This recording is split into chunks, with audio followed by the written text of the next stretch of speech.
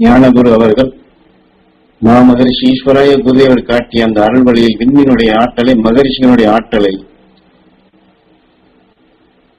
அந்த அண்டத்தினுடைய அதே ஆற்றல் கொண்டதுதான் இந்த பிண்டம் என்று இந்த உடலை சுட்டிக்காட்டி, அண்டத்தினுடைய ஆற்றல் இந்த பிண்டத்திலிருந்து அந்த அண்டத்தினுடைய சக்தி எவ்வாறு பெறுவது என்று எனக்கு மாமகரிஷி ஈஸ்வராய குருதேவர் அகஸ்தியரிலிருந்து ஒவ்வொரு ஞானிகளும் தங்களுக்குள் எப்படி, அதாவது தங்களுக்குள் என்றால் இந்த உடலை உருவாக்கிய அணுக்களுக்குள் உயர்ந்த சக்திகளை சேமித்து உயிரோடு ஒன்றி உணர்வை ஒளியாக மாற்றி எவ்வாறு வின் சென்றால் என்பதை நேரடியாக ஒவ்வொன்றையும் சுட்டிக்காட்டி அதை உற்று பார்த்து நுகர்ந்து அதில் விளைந்த வித்தைத்தான் உபதேச வாயிலாக உங்களுக்குள்ளும் பதிவு செய்கிறேன் என்று சொல்லுகின்றார். அது அதை போன்று நாம் நினைக்கின்றோம். நமது இருதயம், அதுவும் இன்று வாழக்கூடிய காலகட்டத்திலே இருதய சம்பந்தப்பட்ட நோய், அதாவது ஹார்ட் அட்டாக் என்று சொல்லுகின்றோம்.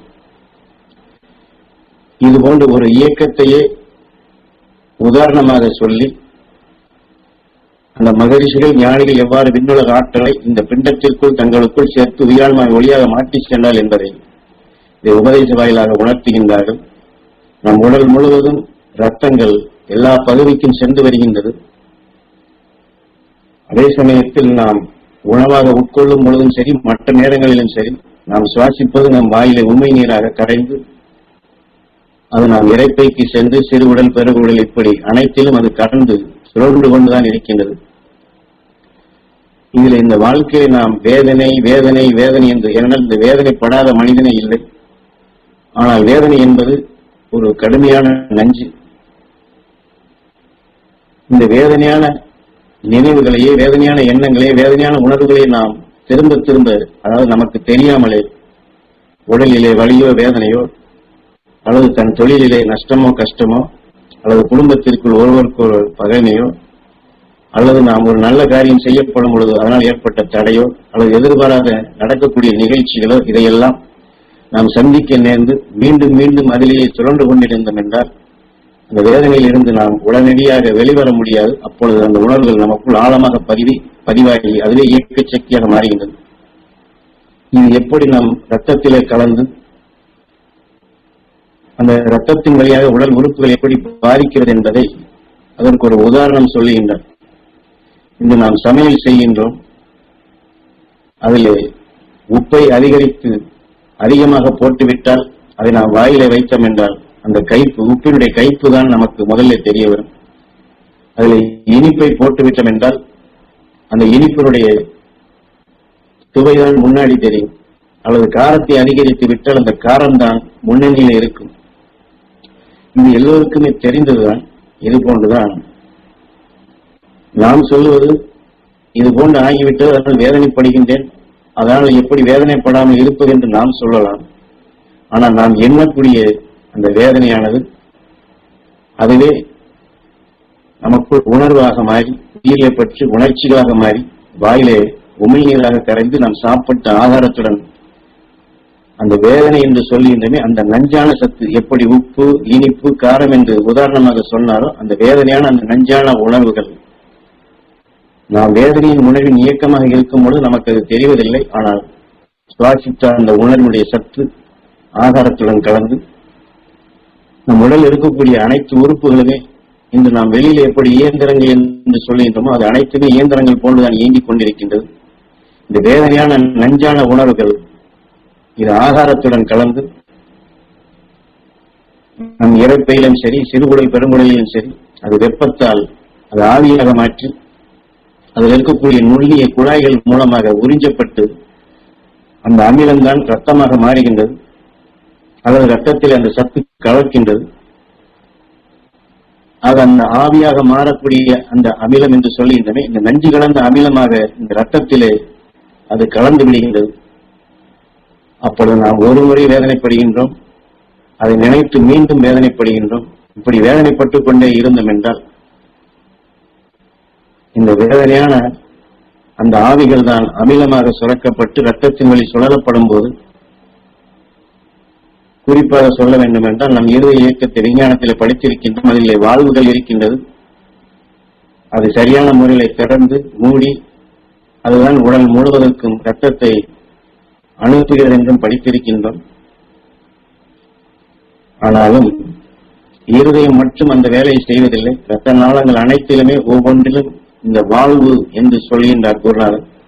இந்த வேதனையான அமிலம், இந்த சத்து கலந்த இரத்தங்கள் செல்லும் பொழுது, உதாரணமாக வெளியில ஏதோ பூச்சியோ எறும்போ கடித்தால் அந்த இடம் எப்படி வீங்குகின்றதோ, இதை போன்று இந்த நஞ்சான வேதனையான அமிலம் இதுபோன்று ரத்தம் செல்லக்கூடிய இந்த வாழ்வுகளிலே அது பட்டவுடன்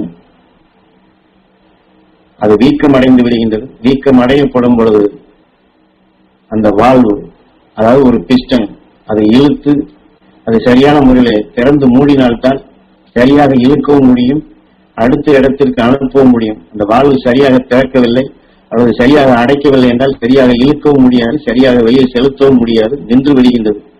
இது போன்றுதான் நாம் எடுத்த இந்த நஞ்சான உணவின் அமிலங்கள் அந்த இரத்தம் செல்லும் பாதைகளை அதை இழுத்து அனுப்பக்கூடிய செயலை தடைப்படுத்தும் பொழுது எப்படி நாம் வேதனைப்படுகிறோம் என்று சந்தர்ப்பத்தால் நுகர்ந்ததை சொல்லுகின்றோமோ, இந்த உடல், இந்த உறுப்புகளை உருவாக்கிய அணுக்கள் இதோடு சேர்ந்த இணைந்து செயல்படக்கூடிய மற்ற பாகங்கள் அனைத்திலுமே இங்கே வெளியில எப்படி நாம் தடைப்பட்டது என்று எண்ணுகின்றோமோ, இங்கே உள்ளே தடையாகும் பொழுது அப்பொழுதுதான் நமக்குள் அந்த இடத்திலே ஒரு விதமான வலி ஏற்படுகின்றது. வேதனைப்பட்ட உணர்வின் இயக்கம் உடல் உறுப்புகளில் அமிலங்களாக மாற்றி அந்த இருதய பாகங்களின் இரத்தங்கள் செல்லப்படும் பொழுது அதனுடைய இயக்கம் தடுமாறும் பொழுது ஒரு திகைப்பு ஏற்படுகின்றது. அந்த இடத்தில் நமக்கு இனம் புரியாத ஒரு வலி ஏற்படுகின்றது. அதை இழுத்து அதற்குண்டான ரத்தம் கிடைக்கவில்லை என்றால் இந்த உடல் வெப்பத்தினால் ஆவியாக மாறி அது சரிவர வெளியே தள்ள முடியாதபடி அடுத்த இடங்களிலும் இது இழுக்கப்படும் பொழுது ரத்தத்திற்கு பதிலாக இந்த வாயுவாக நாம் எடுத்த உணர்வு உடல் சூட்டிலே அது சமைக்கப்பட்டு ரத்தத்திற்கு பதிலாக ஆவிகள் அங்கே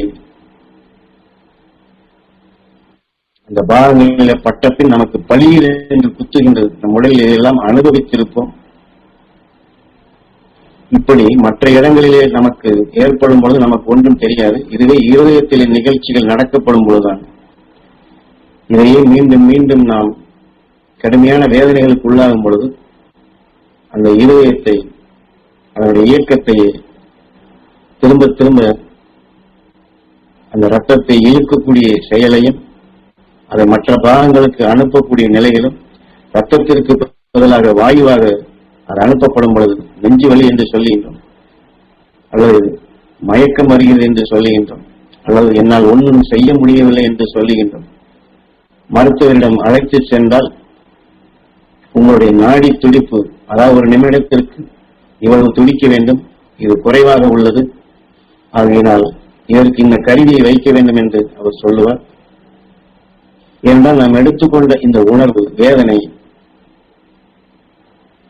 நாம் மற்ற நல்ல குணங்கள் வலுவாக நின்று சீரான நிலையில் இயங்கக்கூடிய நிலைகளை நம் எண்ணத்தால் தடைப்படுத்துவது போன்ற இந்த உடல் உறுப்புகள் இது இயந்திரமாக இருந்து இந்த ரத்தம் போகும் செயல்களையும் மற்ற அணுக்களுக்கு கிடைக்க வேண்டிய செயல்களையும் அது தடைப்படுத்தி அதைத்தான் நாடி துடிப்பு என்று சொல்கின்றார்கள். அது நாம் எண்ணக்கூடிய எண்ணங்களில் தான் இந்த நாடி துடிப்பை மாறுகின்றது. அதனால்தான் அந்த இதயத்தினுடைய துடிப்பும் குறைந்து விடுகின்றது. அதற்குத்தான் அவர் கருவியை வைக்க வேண்டும் என்று சொல்லுகின்றார். அந்த கருவியை வைத்தால் சிறிது காலம் வாழலாம். அதாவது இது அதற்கு முன் இது வலுவாக இருந்தால் இருதய அடைப்பிலே காற்றட்டாக்கால் இறந்து விட்டார் என்று நாம் கேள்விப்படுகின்றோம். ஆக இந்த இயக்கம் எப்படி செயல்படுகின்றதோ இதே போன்றுதான் நாம் இப்பொழுது தியானத்தில் எடுக்கக்கூடிய சக்தியும் அப்படிப்பட்டதுதான். அது வேதனை வேதனை வேதனை என்று எடுக்கப்படும் பொழுது இந்த உடல் உறுப்புகளையும் உடல் இயக்கத்தையும் அது எப்படி அதனுடைய செயலாக்கங்களை மாற்றுகின்றதோ இதை போன்றுதான் நாம் மீண்டும் மீண்டும் ஒரு நட்சத்திரத்தின் பேரருள் பேரொளி பெற வேண்டும் என்று குரு காட்டிய வழியிலே எப்படி நாம் சமைக்கும் பொருளை உப்பை இணைத்தால் கைப்பாகவும் இனிப்பை இணைத்தால் இனிப்புடைய சுவையும் காரத்தை இணைத்தால் எரிச்சலூட்டுவதுமாக வருவது போன்று துருவ நட்சத்திரத்தின் உணர்வுகளை மீண்டும் மீண்டும் நாம் நினைத்து எண்ணி ஏங்கி அந்த சக்தி பெற வேண்டும், அந்த சக்தி பெற வேண்டும் என்று உயிரான ஈசனிடம் எண்ணி ஏங்கி தியானிக்கப்படும் பொழுது இந்த உயர்ந்த சக்தி உயிரிலே பட்டு இந்த உணர்வுகள் உண்மை நீராக கரைந்து இதுவே நாம் சாப்பிட்ட ஆதாரத்துடன் கலந்து அந்த சிறுகுடல் பெருகுடல் என்று இப்படி ஒவ்வொரு உறுப்பாக வடிகட்டி வடிகட்டி இந்த ஆவி அந்த அமிலங்களாக மாற்றப்பட்டு ரத்தத்தின் வழியில் செல்லப்படும் பொழுது நம் குரு அடிக்கடி சொல்வது போன்று பல லட்சம் ஆண்டுகளுக்கு முன் அகஸ்தியன் தாய் கருவிலை பெற்ற சக்தியின் துணை கொண்டு அதுவே அவனுக்குள் பூர்வ புண்ணியமாக விளைந்து அவனை அறியாதபடிய விண்ணினுடைய ஆற்றலை நஞ்சை வெல்லக்கூடிய சக்தியும் 27 நட்சத்திரங்கள் வெளிப்படுத்தக்கூடிய மின்னல் ஒளி கற்றைகளை சாதாரண மனிதனால் எண்ணி எடுக்க முடியாத அந்த சக்திகளை அந்த 5 வயதிலேயே அதை நுகர்ந்தான். பிரபஞ்சத்தையே சுழன்று வந்தான். அணுவினுடைய இயக்கத்தை அறிந்தான். விண்ணுலக ஆற்றலை அறிந்தான். அதை எடுத்து தன் உணவுகளை ஆற்றல் மிக்கதாக எத்தகைய நஞ்சும் தன்னை பாதிக்காது அதை ஒளியாக மாற்றிடும் அந்த சக்தி பெற்றான் என்று அகஸ்தியன் துருவனை துருவ மகிழ்ச்சியை துருவ நட்சத்திரமான அந்த சக்தியை பற்றி அவன் பெற்ற நிலைகளை உணர்த்துகின்றாரோ அந்த அருள் சக்தி நம் ரத்தங்களிலே நாம் எடுக்கக்கூடிய இந்த தியான பயிற்சியின் மூலமாக திரும்ப திரும்ப இந்த அடிப்படையில் நாம் எண்ணினோம் என்றால் இந்த துருவ நட்சத்திரத்தின் உணர்வுகள் நம் ரத்தத்திலே கலந்து எல்லா உறுப்புகளையும் எல்லா அணுக்களையும் அகஸ்தியனுக்கு எப்படி இந்த பூர்வ புண்ணியமாக கிடைத்து அவன் நஞ்சை வெல்லக்கூடிய சக்தியாக நஞ்சை ஒளியாக மாற்றக்கூடிய சக்தியாக அகண்ட அண்டத்தில் வரக்கூடிய மாற்றி அமைக்கக்கூடிய சக்தியாக அவன் பெற்றானோ அந்த சத்து அந்த ஆற்றல் நம் உடல் உறுப்புகளை உருவாக்கிய அணுக்களை அதுவாக மாற்றம். ஏனென்றால் குருநாதர் எப்படி நோய் வருகின்றது, இந்த உறுப்புகள் எப்படி இயங்குகிறது, நாம் எண்ணக்கூடிய எண்ணம் நாம் சுவாசிக்கூடிய உணவால் எப்படி இந்த உடல் இந்த இயந்திரம் அது பழுவடைகிறது என்று சொன்னாரோ அதை போன்று இந்த இயந்திரத்தில் நாம் ஞானிகள் காட்டிய உணர்வுகளை இப்படித்தான் நாமும் பெற்று நமக்குள் அதை வலுகொண்டதாக மாற்ற முடியும். நம் உடல் உறுப்புகளை உருவாக்கிய ஒவ்வொரு அணுவையும் இந்த துருவ நட்சத்திரத்தை போன்ற ஒளியான அணுவாக மாற்றக்கூடிய முறையும் இதுவேதான். அதை நாம் தெரியாமல் எடுக்கின்றோம், அதை நாம் தியானித்து எடுக்கவில்லை. ஆனால் இன்று நமது குருநாதர் இதை பயிற்சியாக கொடுத்து நம் ஆறாதறிவின் துணை கொண்டு இவ்வாறு இதை செயல்படுத்த வேண்டும் என்று பயிற்சியாக கொடுத்து அதற்குத்தான் இந்த உபதேசம் கொடுக்கின்றார்.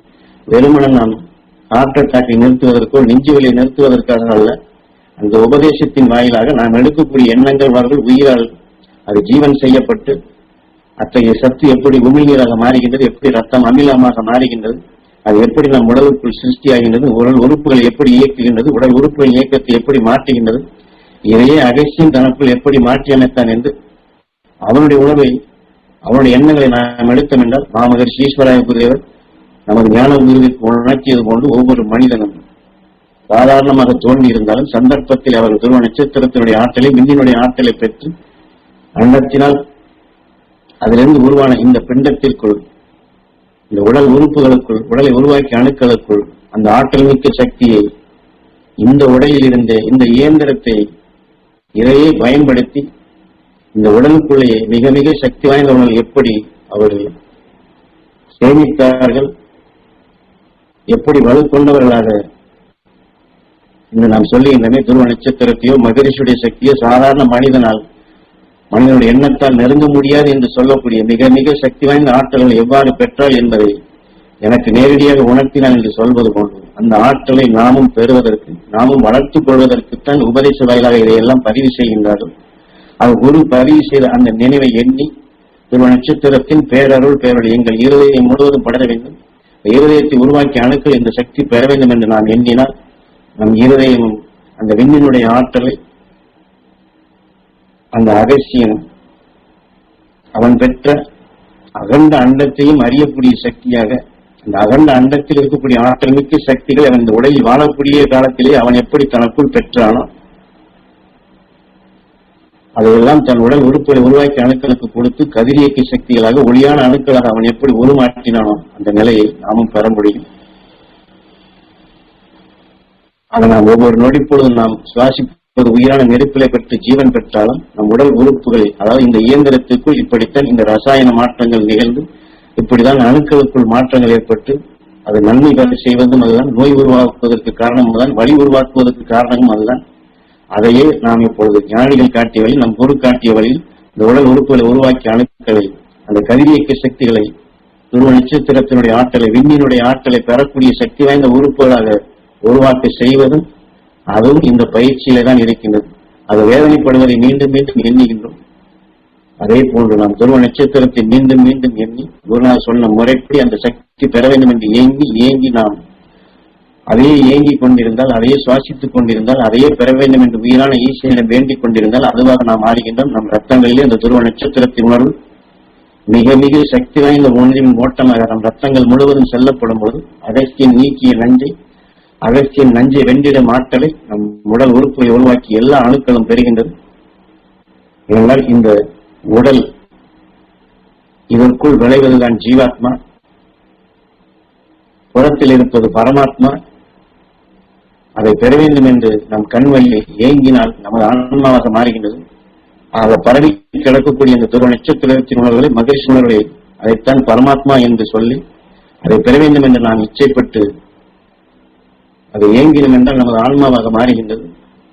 அதை நாம் ஆன்மாவிலிருந்து மீண்டும் மீண்டும் நாம் தியானித்து இழுத்து சுவாசித்தோம் என்றால் இப்பொழுது நாம் சொன்ன முறைப்படி ரத்தங்கள் வழி உடல் இருக்கக்கூடிய எல்லா அணுக்களிலும் இந்த துருவ நட்சத்திரத்தின் உணர்வே ஒளியான ஜீவான்மாக்களாக மாறுகின்றது.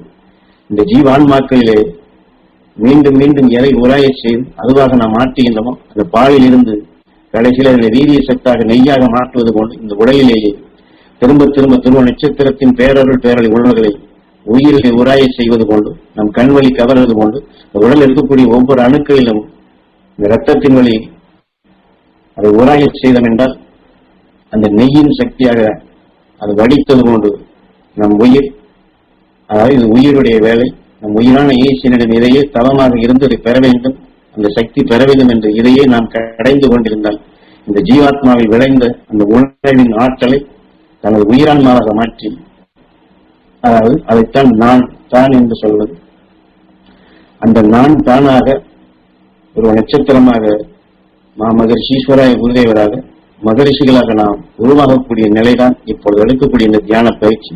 நம் உயிர் அதுவாக அந்த உயிரான்மாவாக துருவ நட்சத்திரத்தின் உணர்வை பாலிலிருந்து நெய்யின் சக்தியை அதனுடைய வீரியமாக அதை வடித்து உருவாக்குவது கொண்டு நமது உயிர் துருவ நட்சத்திரத்தின் உணர்வை வடித்து எடுத்து நம்மை அங்கே கொண்டு போய் நிறுத்தும். இந்த உடல் வாழ்க்கையிலே நாம் அதை பெற முடியும்.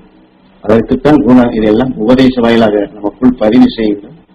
அது அந்த பதிவை நினைவாக்கி, நினைவை நம் உணர்வாக்கி, அந்த உணர்வுகளை குருவை எண்ணி அந்த சக்தி இந்த உடல் உறுப்புகளை உருவாக்கி அணுக்கள் பெற வேண்டும் என்று அவர் சொன்ன முறைப்படி எண்ணி ஏங்கி அதே எழுத்து சுவாசித்தம் என்றால் அந்த உணவின் அமிலங்கள் துருவ நட்சத்திரத்தினுடைய பேராட்டம் நம் ரத்தத்திலே கலந்து நம் உடல் உறுப்புகளை உருவாக்கி எல்லா அணுக்களுக்கும் அந்த சக்தி கிடைத்து நாம் இந்த அகசியனை பற்றி நமக்கு தெரியவில்லை, அதை சொல்லித்தான் தெரியும். ஆனால் அவன் எப்படி அந்த நெஞ்சை ஒளியாக மாற்றினானோ அந்த உணர்வு, அந்த அனுபவம் நம் உடல் உறுப்புகளை உருவாக்கி அணுக்கள் இந்த நஞ்சை வெல்லக்கூடிய சக்தி பெறுவதை நாம் உணர முடியும். அதை நாம் அனுபவபூர்வமாக தெரிந்து கொள்ளலாம். அது நாம் யாருமே சாதாரணமாக இந்த உடலில் வரக்கூடிய வலியையோ நோயையோ அல்லது இனிமேல் வராமல் தடுப்பதற்கு மட்டும்தான் நாம் இதை செய்கிறோம் என்பதை விடுத்துவிட்டு அந்த அகஸ்தியன் நஞ்சை நீக்கி உணவை ஒளியாக மாற்றி இந்த உடல் மனித அவன் வாழ்க்கையிலே அவன் பெற்றதை போன்று நாம் அனைவருமே இந்த சரீரத்திலே மகரிஷி ஈஸ்வராய குருதேவர் பெற்றது போன்று ஒவ்வொரு ஞானியும் பெற்றது போன்று அதை நாம் நமக்குள் உருவாக்கத்தான் அதுவாக நாம் ஆகத்தான் இந்த தியானம் இந்த பயிற்சியை நாம் எடுக்கிறோம் என்று அந்த உணர்வு பூர்வமாக உயிரான ஈசனிடம் வேண்டி அந்த சக்திகளை நாம் பெறுவோம். அதுவாகவே நாம் ஆவோம்.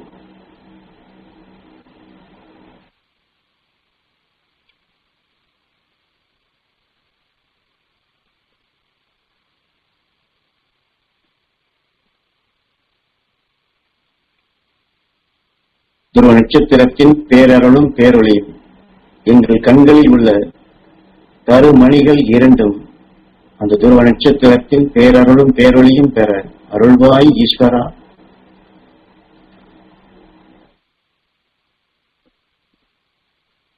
நம் குருவை எண்ணி துருவ நட்சத்திரத்தை எண்ணி உயிரான ஈசனிடம் வேண்டி கருமணிகள் அந்த சக்தி பெற வேண்டும் என்று இந்த உணர்வோடு நாம் தியானித்தோம் என்றால் ஒவ்வொரு ஞானியும் ரிஷியும் அவர் மனித வாழ்க்கையிலேயே தன்னுடைய புலனைகளை எவ்வாறு விண்ணுலகிற்கு செலுத்தி விண்ணுலக ஆற்றலை என்னால் நமது குரு மிகவும் சாதாரணமாக சொல்லுகிறார். 5 வயதிலேயே அலசி இந்த பிரபஞ்சத்தையே அலசி அந்த ஆற்றலை பெற்றான் என்று. அது அவன் எப்படி அகசியின் 5 வயதில் இந்த பிரபஞ்சத்தை அலசி அந்த ஆற்றல் மிக்க சக்தியை பெற்றானோ அதே போன்று நாமும் இந்த கண் புலனறிவை இந்த கருவறையில் அந்த சக்தியை பெற்றோம் என்றால் அகசியின் அலசி ஆராய்ந்து அந்த சக்தியை பெற்றது போன்று நாமும் இந்த பிரபஞ்சத்திற்குள் அலசி அந்த குரு காட்டிய வழியில் அந்த அண்டத்தினுடைய சக்தியை விண்ணினுடைய ஆற்றலை நாம் அனைவருமே பெற முடியும். அதை நாம் அனைவரும் அந்த அகஸ்டின் 5 வயதில் இந்த பிரபஞ்சத்தையே அலசி அவன் எப்படி அந்த உயர்ந்த சக்தியை பெற்றானோ அந்த சக்தியை நாம் அனைவரும் பெற வேண்டும். அந்த சக்தி பெறுவதற்கு நம் கருமணிகள் துருவ நட்சத்திரத்தின் பேரருள் பேரொளி பெற வேண்டும் என்று ஏங்கி தியானிப்போம்.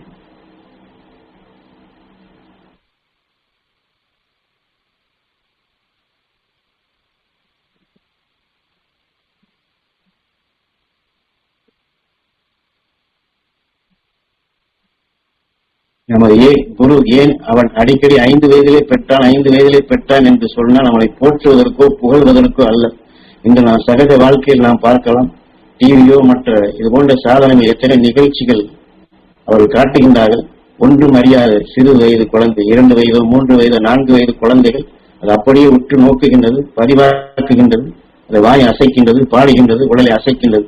ஆனால் நாம் பெரியவர்களாக இருக்கின்றோம், நாமும் தான் அதை பார்க்கின்றோம். ஆனால் நம்மால் அதை அப்படியே உடனுக்குடன் பாட முடிகின்றதா, உடலை அசைக்க முடிகிறதா என்றால் நம்மால் முடிவதில்லை. ஆக அந்த குழந்தைக்குள் எப்படி இந்த உணர்வுகள் பதிவாகி அந்த உணர்வை இயக்க சக்தியாக மாறுகின்றதோ இதை போல அவன் தாய் கருவிலை பெற்ற சக்தியினுடைய அந்த ஆற்றல் தான் அவனை அறியாதபடி சிறு குழந்தையிலேயே அவனை அதை உற்று நோக்கும்படி செய்தது. அவனுடைய சந்தர்ப்பம் அது அவனுக்கு கிடைத்தது. அதை நமக்கு இதை சந்தர்ப்பமாக சுட்டிக்காட்டி இந்த குழந்தைகளுக்குள் எப்படி பதிவாகி அந்த குழந்தைகளை எப்படி இயக்க சக்தியாக மாற்றி இந்த குழந்தைகளை செயல்படுத்தும்படி செய்கிறது. அதையேதான் நமக்குள்ளும் குருநாதர் பதிவாக்கி 5 வயதிலேயே அகஸ்டியன் அந்த ஆற்றலை பெற்றார் என்றால் ஏன் நாமும் பெற முடியாத அந்த நினைவலைகளை நாமும் எடுத்தோம் என்றால் நாமும் ஒரு சிறு குழந்தையாக குழந்தை பருவமாக அந்த ஒரு நட்சத்திரத்தினுடைய பேராற்றலை பெறவும் அகஸ்டியன் பெற்ற வல்லமைகளையும் ஒவ்வொரு ரிஷியும் ஞானியும் பெற்ற ஆற்றலை நாமும் ஒரு குழந்தை போன்று என்றால் நாம் இந்த விண்ணினுடைய ஆற்றலை பெறுகின்றோம். ஞானிகள் மகிழ்ச்சி உணர்வை நுகர்கின்றோம் என்றால் இதுவும் ஒரு குழந்தை பருவம் தான். நாம் சொல்லலாம் நமக்கு இவ்வளவு வயதாகின்றது என்று நமக்கு தெரியாது. அந்த தெரியாத வயது ஒரு தாயாக இருந்துதான் ஞானகுரு நமக்கு இதை வழிகாட்டுகின்றார்கள்.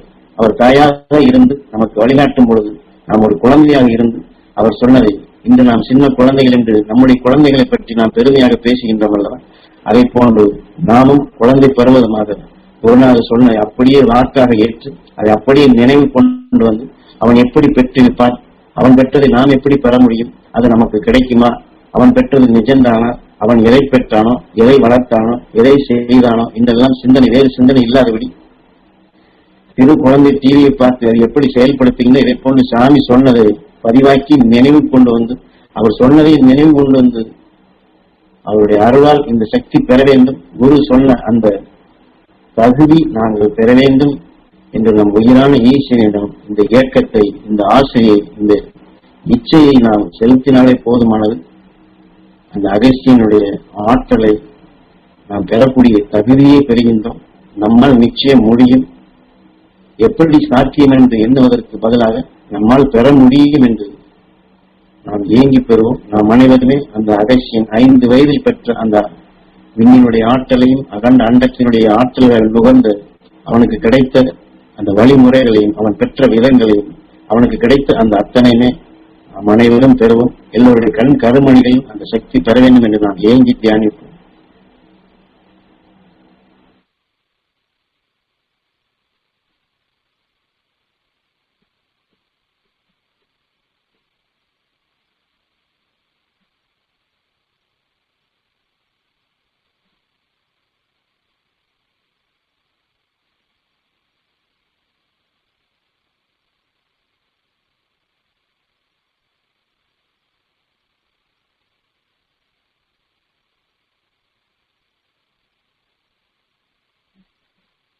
நாம் இன்னொன்றையும் தெரிந்து கொள்ள வேண்டும். ஞான குருவும் சரி, மாமகர்ஷி ஈஸ்வராய குருதேவரும் சரி, நமக்கு திரும்ப திரும்ப சொல்வது அவர்கள் இருவருமே நமக்கு உயர்ந்த சக்தி கிடைக்க வேண்டும் என்றுதான் அவருடைய தியானமும் தவமும்.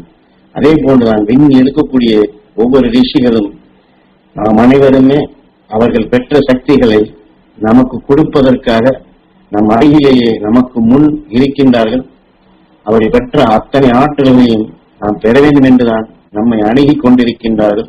ஆனால் நாம் அவர்கள் கொடுப்பதை அவர்கள் உணர்வோடு ஏங்கி பெற்றால் அது எளிதில் அதை பெறவும் முடியும், அதை அறிய முடியும், உணர முடியும், நமக்குள் வளர்த்த அந்த இயக்கங்களை அனுபவங்களை பெற முடியும். ஆனால் அதிலே நாம் இந்த சகஜ வாழ்க்கை என்று சொல்கின்றமே, இது போன்ற நிலைகளை கலந்து இதை பற்றி நினைவை செலுத்தி மற்றவர்களை பற்றியோ அல்லது குடும்பத்தை பற்றியோ, தன் உடலை பற்றியோ, தன் தொழிலை பற்றியோ, அல்லது மற்றவர்கள் நம்மை தவறாக பேசியதை பற்றியோ இதையே நாம் நினைத்து இந்த அடிப்படையில் நாம் தியானிக்கும் பொழுதுதான் அவர்கள் கொடுக்கக்கூடிய அந்த ஆற்றலை இந்த உலக பற்றி என்று சொல்கின்றமே, அல்லது இந்த உடல் பெறும் உணர்வுகள் என்று சொல்லுகின்றமே, இந்த உடல் பெறும் உணர்வுகளோடு அங்கே அணுகப்படும் பொழுதுதான் அந்த ஆற்றலை நாம் அங்கே பெறக்கூடிய தகுதி இழந்து விடுகின்றோம். அதனால்தான் குருநாதர் நமக்கு மீண்டும் மீண்டும் நினைவு மாறினால், உணர்வு மாறினால் கண்களை திறந்து திரும்பவும் அந்த துருவ நட்சத்திரத்தின் நினைவை செலுத்தி அதை ஏங்கி பெரும்படி சொல்லுகின்றார். ஏனால் அவர்கள் பதிவு செய்த, அவர்கள் நமக்குள் ஊன்றிய அந்த வித்தினை அவர்கள் நினைவோடு அவர்கள் உணர்வோடு எண்ணி ஏங்கினால்தான் அந்த சக்தி எளிதில் பெற முடியும். அது அந்த சக்தி நமக்குள் எளிதில் அதை நாம் பெற்று அது நமக்குள் உடலுக்குள் விளைந்தாலே நாம் இன்று சொல்கின்றன, என் குடும்பத்திலே பிரச்சனை, தொழிலே பிரச்சனை, என் உடலிலே பிரச்சனை, அக்கம் பக்கத்திலே பிரச்சனை, அந்த பிரச்சனை, இந்த பிரச்சனை, இந்த எல்லா பிரச்சனையுமே அவருடைய உணர்வு நமக்குள் கலந்து நம் உடலிலே விளைந்து அது முழுமை பெறும் பொழுது, என்றால் முழுமை பெறுவது என்றால் வயது கடந்து அல்ல, அந்த உணர்வுகள் நமக்குள் உருவாகி 48 மணி நேரத்தில் அது ஒரு முழுமை அடைகின்றது. 48 மணி நேரத்தில் அதனுடைய இயக்க சக்தி ஆரம்பித்துவிடும். திரும்ப திரும்ப அது எண்ணி ஏங்கி எடுக்கப்படும். 48 நாட்களில் இப்பொழுது எந்த சக்தியை பெற வேண்டும் என்று எண்ணி ஏங்கினோமோ அந்த வித்து 48 நாட்கள் கழித்து நம்மை அறியாமலே அந்த சக்தியை எடுக்க ஆரம்பிக்கும். என்றால் இதைத்தான் ஞானிகளுடைய அருமையான வித்து என்று சொல்கின்றார். அந்த வித்தை மீண்டும் மீண்டும் நமக்குள் செருகேற்றி அதை வலு ஏற்றி அதற்கு வேண்டிய நன்னிலாகத்தான் இந்த தியானத்தை செய்கின்றோம். அதற்கு ஜீவன் கொடுப்பதாக, அதற்கு வலு ஏற்றுவதாக நாம் இந்த தியானமே செய்கின்றோம். அது அந்த உணர்வோடு நாம் எண்ணினால், இந்த அருள் செல்வத்தை நாம் பெற்றோம் என்றால், அதை ஏங்கினோம் என்றால், அதிலேயே நம் நினைவை செலுத்தினோம் என்றால், இந்த புற உலக இந்த உடல் பற்றி என்று சொல்கின்றன, இந்த உடல் வாழ்க்கை என்று சொல்கின்றன, இதையெல்லாம் தன்னிச்சையாக நம்மை தேடி வரும் நாம் ஆச்சரியப்படும்படி அளவாக அனைத்து செயல்களும் நடைபெறும். நம் உடலிலே வலி என்று சந்தேகப்பட்டிருப்போம், அல்லது நம்மை சார்ந்தவர்களுக்கு இப்படி ஆகிவிட்டது என்று எண்ணி ஏங்கிக் கொண்டிருப்போம், அல்லது தொழிலோ மற்ற இதுபோன்று எதுவாக இருந்தாலும் சரி, இது எப்படி நடக்கப் போகிறது என்று நாம் சந்தேகப்பட்டிருக்கலாம். அது எல்லாமே மாறி அது சீரான முறையில் எப்படி நடக்க வேண்டுமோ அது சீராக நடந்து அந்த காரியங்கள் அனைத்துமே அது நடந்து முடியும் பொழுது நமக்குள் மிக மிக மகிழ்ச்சி ஊட்டுவதாக இப்போது எந்த உயர்ந்த உணவை குரு சொல்லுகிறார் என்று இப்பொழுது நான் சொல்லுகின்றேனோ, நம் குரு இதை எப்படி உபதேசித்தாரோ அந்த அருள் ஆனந்தம், அந்த பேரானந்த நிலைகளை பெற முடியும். மீண்டும் மீண்டும் அந்த சக்திகளையே நாம் பெறுவதற்குண்டான அனுபவங்களாக, மகிழ்ச்சியூட்டும் அனுபவங்களாகவே அது நடைபெறும். அது அந்த அருமையான வித்தை அப்படிப்பட்ட சக்தி வாய்ந்த உயர்ந்த வாக்காகத்தான் எல்லாவற்றுக்கும் இணைத்துத்தான் நமது குரு நமக்கு வாக்கு கொடுத்திருக்கின்றார். ஆகவே நாம் இந்த உடல் வாழ்க்கை பற்றியோ, உடலிலே நடக்கக்கூடிய நிகழ்ச்சிகளை பற்றியோ, குடும்பத்திலே நடக்கக்கூடிய மற்ற எதைகளை பற்றி தனித்தனியாக எண்ணி நாம் அதற்காக நினைவை செலுத்த வேண்டியதில்லை. அந்த குரு கொடுத்த வாக்கியை நினைவு கொண்டு வந்து அந்த அருளை பெற்றால் அதற்குண்டான உபாயங்களும் வரும். அங்கிருந்து விண்ணிலிருந்து அந்த மகரிஷிகள் ஞானிகள் உணர்வே அதற்குண்டான எண்ணங்கள் நினைவுகளை நமக்குள் தோன்ற செய்து, இதை இப்படி செய், இதை இப்படி செய், இதை இப்படி செய்து விட்டால் இது சரியாக வரும், நீ இதை அனுபவமாக பெற்றால் நீ இப்படி செய்ய முடியும் என்று அதுவே உள்குணமாக நம்மை உணர்த்துவதையும் பார்க்கலாம். அல்லது நமக்கே அப்படி உணரவில்லை என்றாலும் வெளியிலிருந்தே அது நடந்து முடிந்த பின் இதைத்தான் நீங்கள் கேட்டீர்கள், இங்கே நீங்கள் இதை பெறுங்கள் என்று அதுவே நமக்குள் நாம் எண்ணியபடி தேடி வந்து நமக்கு கிடைக்க முடியாத புறநிலைகள் இருந்து நமக்குள்ளும் உணர்த்தும் புறநிலைகள் இருந்து அனுபவபூர்வமாக தெரிந்து கொள்ளலாம். அது அருளை தேடினால், ஞானிகளை நோக்கி நாம் சென்றோம் என்றால் அவர்கள் நமக்கு சர்வ ஐஸ்வர்யங்களில் நாம் எண்ணி பார்க்கிறாத அத்தனையும் நமக்கு கொடுப்பதற்கு அவர்கள் தயாராக இருக்கின்றால், நம்ம அருகிலே இருக்கின்றால், நமக்கு முன்பே இருக்கின்றால். அது அவர்கள் கொடுப்பதை நாம் ஏங்கி பெறுவோம். உயிரான ஈசனிடம் அந்த சக்தியெல்லாம் பெற வேண்டும் என்று நாம் அதையே நாம் தவமாக மாற்றுவோம். அதை யாரும் 24 மணி நேரம் துருவ நட்சத்திரம் என்று சொல்லிக் கொண்டிருப்பதாக யாரும் எண்ண வேண்டியதில்லை. அந்த உணர்வோடு கூடி எடுத்தால் இந்த வாழ்க்கை பயணம் அருள் வாழ்க்கையாக அமைகின்றது. அருள் ஞான வழியாக இது அமைகின்றது. சப்த ரிஷிகள் உபதேசித்து உணர்த்திய அருள் வழிப்படி என்று சொல்லுகின்றன. மாமகர் ஈஸ்வராய குருதேவர் காட்டிய அருள் வழி என்று குருநாதர் அடிக்கடி சொல்லுகின்றார்கள். அந்த வழியிலே நாம் பயணம் செய்வோம். நாம் மட்டுமல்ல, இது தொடர்ந்து அனைவரும் இது செயல்படுத்தும் போது இந்த கூட்டமைப்பாகவே அது நாம் உருவாவதை பார்க்கலாம். அனுபவபூர்வமாக நிச்சயம் உணர முடியும். ஏன்னா அந்த அனுபவங்கள், மகிழ்ச்சி ஊட்டக்கூடிய அனுபவங்கள் நாம் பெற்றால்தான் நாம் இந்த பாதையிலே மிக மிக ஆற்றல் மிக்கவர்களாக வலு கொண்டவர்களாக நாம் செயல்படுத்த முடியும். அப்படிப்பட்ட ஒரு சேவை, அப்படிப்பட்ட ஒரு வழிகாட்டிகளாக நாம் வளர வேண்டிய அவசியம் இப்பொழுது ஏற்பட்டுள்ளது. நமது குருவும் சரி, எல்லா மகரிஷிகளும் சரி, நாம் அனைவரும் அந்த அருள் வழியிலே, அருள் பாதையிலே பயணித்து உலக மக்களையும், அதாவது இந்த உணர்வுகளை கேட்போர், நம்முடைய உணர்வுகளை சுவாசிப்போர், நம் அருகில் உள்ளோர் அனைவருக்கும் அந்த சக்தியை எல்லோருக்கும் நம் மூலமாக பெரும்படியாக யாரெல்லாம் எண்ணி ஏங்குகின்றார்களோ அவர்கள் வழி இதை செயல்படுத்தும் நோக்கத்திலேதான் அவர்களும் நம்மை அணுகி வருகின்றார்கள். அவர்கள் அணுகி வரும்பொழுது நாம் அந்த உணர்வோடு நாம் அவர்கள் அணுகி அதை பெற்று நாம் அனைவரும் அந்த அகஸ்தியனை போன்று மகா ஞானிகளாக நாம் வளர்வோம், வளர முடியும், வளர்ந்து காட்ட வேண்டும் என்று நாம் ஏங்கி தியானிப்போம்.